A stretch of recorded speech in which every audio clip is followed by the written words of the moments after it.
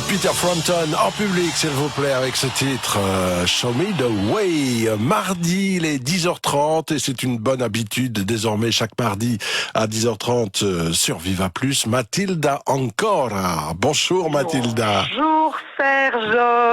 Bonjour. Alors Matilda Ancora, je rappelle quand même, elle est chroniqueuse radio, elle est journaliste santé. Vous pouvez aller voir sa page d'ailleurs Impact Santé. Et puis vous êtes aussi réalisatrice de documentaires. Et si vous êtes dans Viva Plus, c'est pour votre minute positive. Et je sais que de plus en plus de personnes adorent ce rendez-vous que vous nous fixez chaque mardi aux alentours de 10h30, Matilda, parce que comme on dit d'habitude, le positif attire le positif et vous en faites la preuve chaque mardi. Oui Serge, et nous avons beaucoup de chance parce que figurez-vous que Christophe Godefriot, qui est formateur en hypnose et PNL, a écrit un conte métamorphique spécialement pour nous sur le confinement. Oh. Ah oui, je lui ai demandé et tout de suite il a accepté, c'était vraiment très chouette. Alors, je rappelle que les contes métamorphiques, ce sont les petites histoires donc que je vous lis maintenant depuis plusieurs semaines et qui, mine de rien, tout en douceur, nous amènent progressivement à voir les choses autrement et de façon plus positive. Alors aujourd'hui, je vais donc vous lire La solitude d'une petite graine. Oui. Oui, voilà, on vit tous un peu ça quand même, la solitude. Donc, j'espère que ça vous fera du bien. Un jour, dans un silo, il y avait des millions, que dis-je, des milliards de graines. On n'entend pas ça quand on est humain. Mais il y avait un de ces brouhahas là-dedans, une de ces vies. Et puis un jour, un enfant joueur, vint à passer par là. Il saisit une de ces graines et la ramena à la maison. La petite graine avait peur. Elle se sentait seule. On ne sait pas ça quand on est humain, mais les petites graines ont peur de se retrouver seules. Puis, la situation s'aggrava encore. L'enfant prit la graine et l'enfonça profondément dans la terre de son petit jardinet. Puis, il versa de l'eau.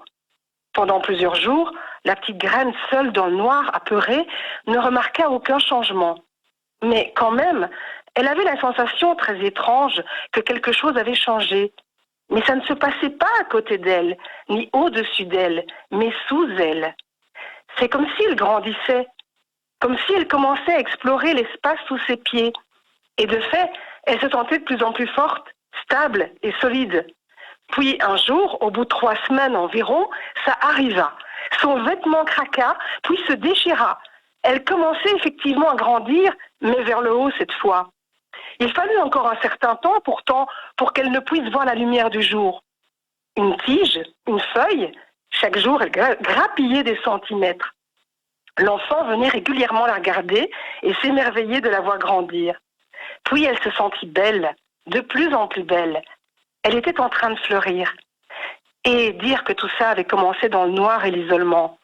Et dire qu'elle avait bien failli passer à côté de cette formidable aventure. Fleurir pour elle avait commencé par ce moment de solitude au cœur de la terre. Au milieu des autres graines, elles étaient toutes semblables, mais cette expérience unique et inattendue.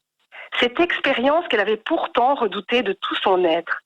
Cette expérience lui avait révélé qu'elle était forte et belle et unique. Et là, elle prit conscience qu'elle n'était plus seule, mais qu'elle était au beau milieu d'un jardin dans lequel chaque fleur unique et belle répandait son parfum pour le bonheur de tous. Alors, mesdames et messieurs, chers auditeurs, prenons-nous aussi conscience que le confinement nous fait non seulement grandir, mais nous rendra encore plus beaux de l'intérieur pour que nous puissions tous ensemble améliorer le monde. Merci Serge. Oh, c'est joli. Merci Matilda pour cette minute positive. Oh, mais c'est sympa comme tout. On va vous retrouver la semaine prochaine si vous voulez bien. Avec grand plaisir. Oh, complètement partagé. Merci Matilda et belle journée, bon confinement à vous en tout cas. À bientôt. Merci d'être avec nous chaque mardi sur le coup de 10h30 pour ces bons moments que l'on passe ensemble.